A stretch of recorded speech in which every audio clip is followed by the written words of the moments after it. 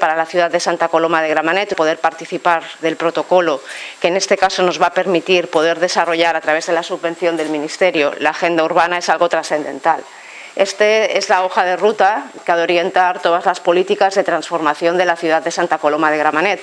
de transformar una ciudad que se construyó en la época del franquismo sin una planificación bien definida, sin una organización pensada para el disfrute de la ciudadanía, sin una reactivación económica adecuada a las necesidades de creación de empleo en Santa Coloma de Gramenet, evidentemente sin la perspectiva feminista, y evidentemente de esta forma pues dispondremos de un mejor instrumento para pensar nuestra ciudad de cara a un futuro, ¿no? También pudiendo reconocer el trabajo que habéis hecho durante tantos y tantos años, ¿no?, por trabajar a favor de un modelo de ciudad, pues ha sido un referente en todas esas políticas transformadoras y absolutamente necesarias.